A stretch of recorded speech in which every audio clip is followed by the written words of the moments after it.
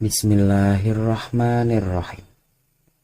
Dalam kitab Al-Hikmah fi Makhluqatillah, Imam Abu Hamid Muhammad bin Muhammad Al-Ghazali menuturkan, hikmah penciptaan burung. Allah Subhanahu wa Ta'ala berfirman dalam surat An-Nahl ayat 79, tidakkah mereka memperhatikan burung-burung yang dimudahkan terbang di angkasa bebas? Tidak ada yang menahannya kecuali Allah. Sesungguhnya Allah menciptakan burung dan memberikan hikmah yang membuatnya ringan untuk terbang. Ia tidak menciptakan sesuatu yang memberatkannya. Burung, Allah menciptakan pada burung apapun yang dibutuhkan oleh burung itu untuk keseimbangannya dan untuk mencari makan. Untuk setiap anggota tubuh burung, Allah memberikan yang sesuai dengannya. Jika ia lunak atau keras atau di antara keduanya, tidak lunak maupun tidak keras, maka masing-masing mencari makanan yang cocok baginya. Allah menciptakan dua kaki untuk burung, bukan tangan, karena pentingnya berjalan dan berpindah bagi burung itu juga untuk membantunya agar dapat naik dari tanah di waktu terbang. Tapak kakinya lebar agar dapat kokoh menapak di atas tanah. Ia menjadikan kulit betisnya keras dan sempurna sekali agar tidak membutuhkan bulu di waktu panas dan dingin. Adalah merupakan hikmah Allah menjadikannya dalam keadaan demikian, karena dalam mencari makanan ia membutuhkan tempat-tempat yang ada tanah dan airnya. Seandainya kedua betisnya dipakaikan bulu, niscaya akan menjadi sulit jika basah atau kotor. Maka Allah Subhanahu wa Ta'ala menjadikannya tidak butuh kepada bulu di tempat yang tidak sesuai baginya, sehingga ia bebas untuk terbang. Burung yang Allah jadikan memiliki kaki yang panjang, lehernya juga dijadikan panjang agar ia dapat memperoleh makanannya tanpa kesulitan, karena jika kedua kakinya panjang dan lehernya pendek, ia tidak dapat mematuk makanan baik di darat atau di laut, sehingga akan menyusahkan dadanya. Dan seringkali ia dibantu juga dengan paruh yang panjang di samping leher yang panjang agar apa yang diusahakannya menjadi lebih mudah baginya. Seandainya lehernya panjang dan kakinya pendek, niscaya lehernya akan memberatkannya dan akan menjadi sulit baginya untuk mengambil atau mematuk makanan. Ia juga menjadikan dadanya seperti bentuk setengah lingkaran sehingga ia dapat menjelajah di udara tanpa beban. Pangkal-pangkal sayapnya pun melingkar agar dapat membantunya untuk terbang. Untuk setiap jenis burung, Allah menjadikan paruh yang sesuai dengan caranya mengambil makanan dan cocok untuk memotong-motong, mematuk, menggali, dan sebagainya. Di antaranya ada yang memiliki paruh untuk memotong-motong seperti yang khusus diberikan kepada burung elang dan burung lain yang makanannya daging.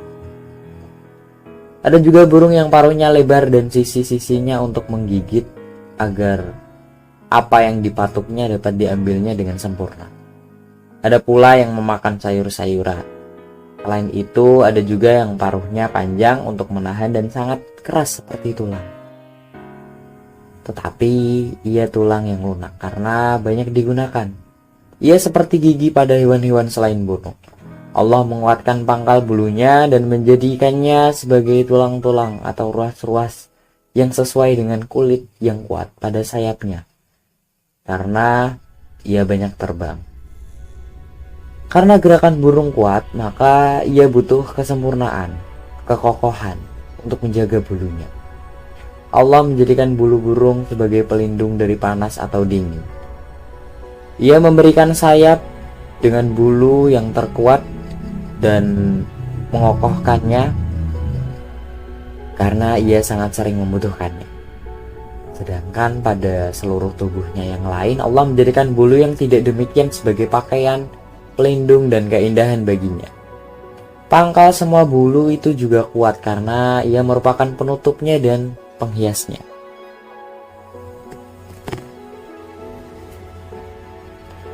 Pada bulu burung, Allah juga menjadikan hikmah lain, yaitu bahwa basah tidak merusaknya dan kotoran juga tidak mengotorinya. Jika ia terkena air dengan sedikit goyangan saja, basah yang ada di tubuhnya dapat dihilangkan sehingga ia kembali menjadi ringan. Allah juga menjadikan untuknya sebuah rongga untuk bertelur dan untuk keluarnya kotoran agar burung menjadi ringan. Allah menciptakan bulu ekor sebagai penolong untuk dapat terbang dengan stabil. Kalau tidak ada bulu itu, maka ketika terbang sayapnya tidak akan dapat miring ke kanan dan miring ke kiri. Jadi ia seperti kaki kapal yang membuat jalan kapal menjadi seimbang. Allah juga menjadikan tabiat burung selalu berhati-hati, waspada untuk menjaga keselamatannya. Karena burung menelan makanannya tanpa mengunyahnya. Maka sebagian burung dijadikan mempunyai paruh yang kuat yang dapat memotong daging dan berfungsi seperti pisau. Sehingga apa yang ditelannya menjadi baik, dan berkat panas yang ada di dalam perutnya, makanan dapat dihaluskan sehingga ia tidak perlu mengunyahnya dan tidak perlu gigi. Perhatikanlah hal itu pada biji anggur dan yang lainnya. Jika biji-biji itu keluar dari perut hewan-hewan lain, ia masih utuh. Tetapi bila berada di dalam perut burung, ia akan lunak, akan hancur.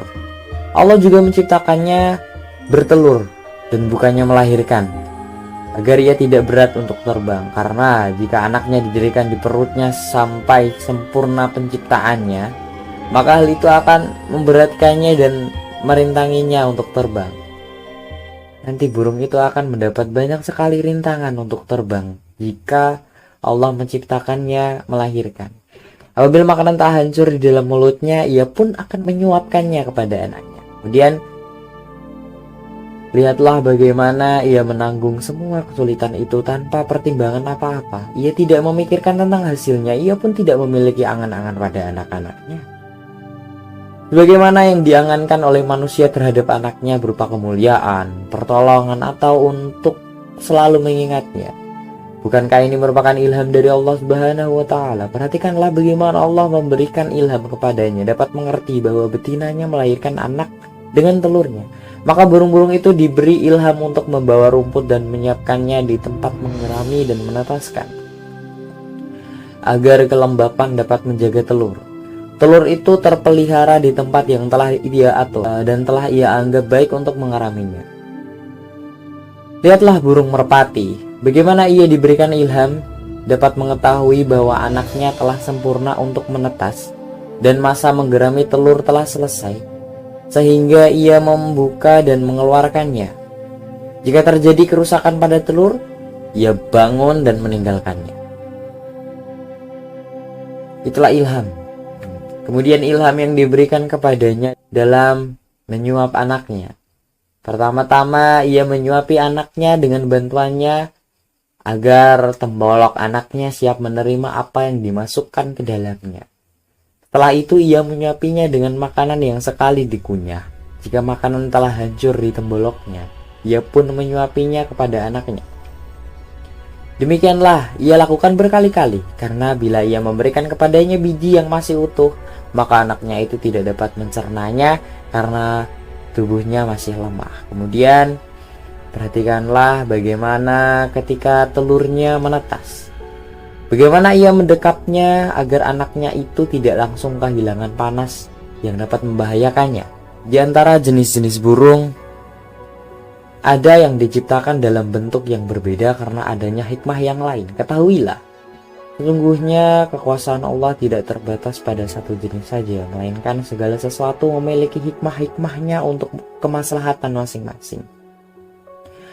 Ayam tidak memiliki kemampuan untuk menyuapi, maka anak-anaknya diciptakan dapat mematuk makanannya sendiri ketika baru keluar atau menetas dari telur. Kemudian perhatikanlah merpati jantan dan betina, bagaimana mereka bergantian menghangatkan telur mereka karena takut telur mereka menjadi rusak, sehingga yang satu menggantikan yang lainnya, seolah-olah mereka mengetahui bahwa bila mereka tidak mengaturnya demikian, telur mereka dapat cepat rusak. Penciptaan telur dan hikmah-hikmah yang ada padanya, di dalamnya terdapat inti yang kuning dan cairan putih yang halus. Dari sebagiannya terbentuklah tubuhnya, sedangkan sebagian yang lain adalah untuk makanannya sampai telur itu pecah, menetas.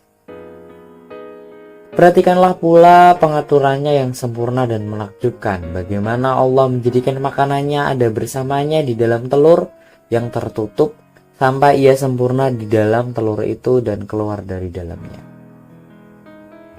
Tembolok burung dan pengaturan dalam penciptaannya, sungguh jalan masuk makanan ke perutnya itu sempit, sehingga ia tidak masuk ke dalamnya kecuali sedikit demi sedikit.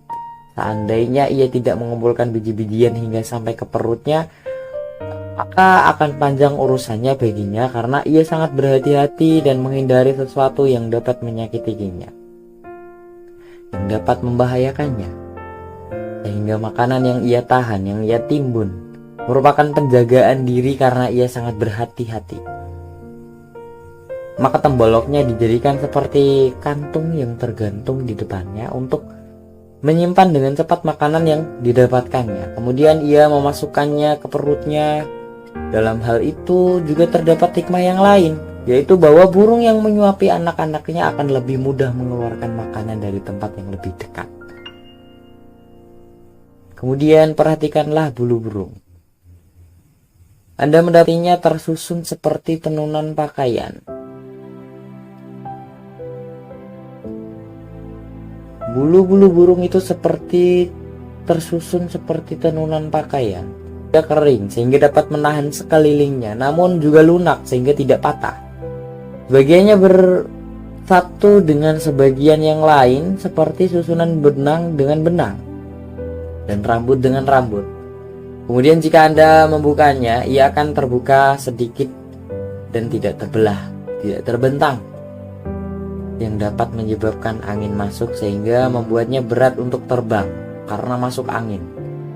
Anda juga mendapati di tengah bulu terdapat penopang yang keras, kering, dan kokoh untuk menahannya dengan kerasannya. Seandainya tidak ada penopang itu, maka udara yang mengenainya akan dapat merusak bulunya. Walaupun keras, penopang itu berlubang agar burung ringan untuk terbang.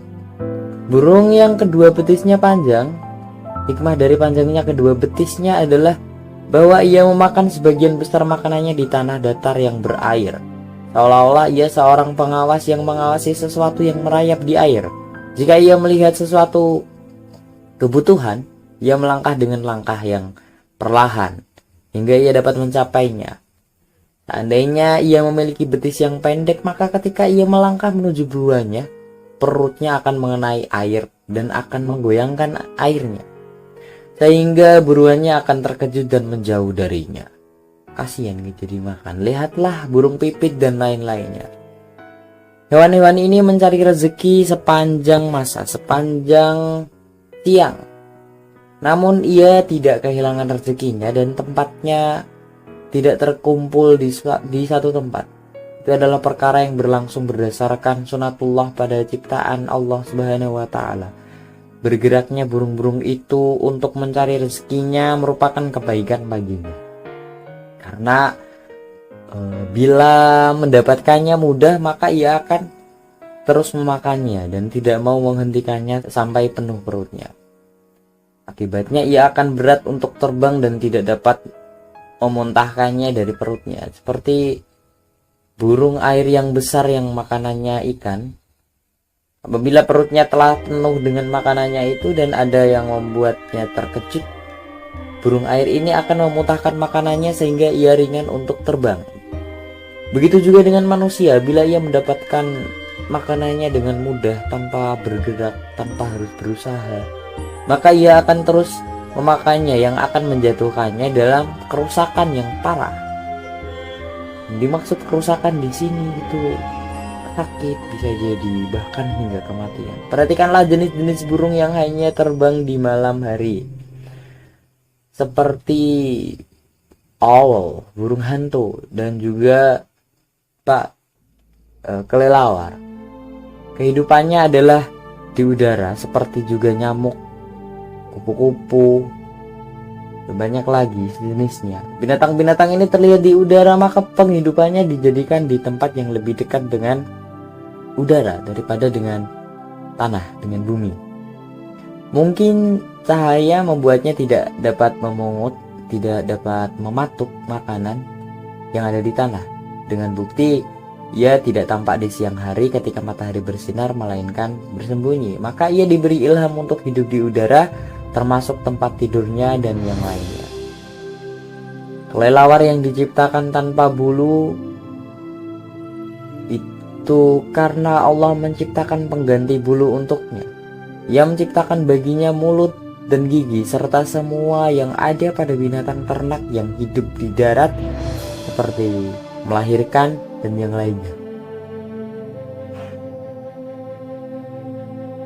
Ia juga menjadikannya dapat terbang dengan apa yang ada pada kelelawar itu. Allah menunjukkan bahwa kemampuan untuk terbang tidak hanya terbatas pada jenis burung yang diciptakan memiliki bulu dan tidak hanya pada satu jenis saja. Ia juga menciptakan jenis ini pada bangsa ikan. Allah menjadikan satu jenis yang dapat terbang di atas permukaan laut dalam jarak yang panjang. Kemudian ia turun kembali ke air. Subhanallah, yang maha menentukan lagi maha mengetahui.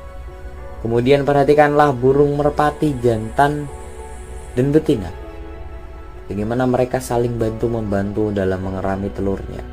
Jika salah satu dari keduanya membutuhkan makanan, yang lain menggantikannya sampai akhir waktu pengeraman. Kemudian Allah memberikan ilham kepada keduanya agar sungguh-sungguh mengerami telurnya, sehingga keduanya tidak berlama-lama meninggalkannya bila keluar untuk mendapat makanan, sehingga kotoran mengumpul di perut keduanya. Jika ia terpaksa untuk membuang kotorannya, maka ia mengeluarkannya sekaligus.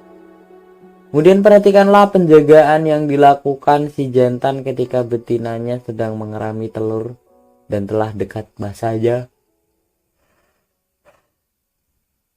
untuk menetas. Perhatikan bagaimana si jantan itu mengusirnya, mematuknya, dan tidak membiarkannya berada di luar sarangnya karena takut telur itu menetas di tempat yang bukan disiapkannya untuk menetas. Perhatikanlah bagaimana ia memberi makan. Ia menyuapi anaknya dan menyayanginya selama anaknya membutuhkan suapannya. Ketika anaknya telah besar, telah kuat, dapat memungut makanannya, dapat mematuk makanannya sendiri, dan tidak memerlukan lagi induknya, si induk akan mematuk anaknya dan menyingkirkannya bila anaknya itu masih mendekatinya untuk mendapati makanan yang biasa didapatkannya. Kemudian si induk sibuk dengan anak lainnya. Kemudian perhatikanlah kemampuan terbang yang sangat cepat yang Allah ciptakan pada burung elang, sehingga tidak dapat terkejar oleh orang yang mengejarnya. Juga kekuatan cakarnya serta ketajaman paruh dan kuku-kukunya, sehingga seolah-olah kuku-kukunya bagaikan pisau untuk memotong, dan seolah-olah kakinya merupakan penjepit di mana daging dikaitkan di situ sehingga ia dapat memperoleh makanan yang dibutuhkannya. Perhatikanlah burung yang hidup di air, karena Allah menjadikan makanannya di dalam air. Ia menjadikan pada burung air itu kekuatan untuk berenang dan menyelam untuk mengambil rezekinya dari dalam air. Jadi Allah menciptakan untuk setiap jenis burung apapun yang sesuai baginya dalam mendapatkan makanannya. Wallahu a'lam bishawab.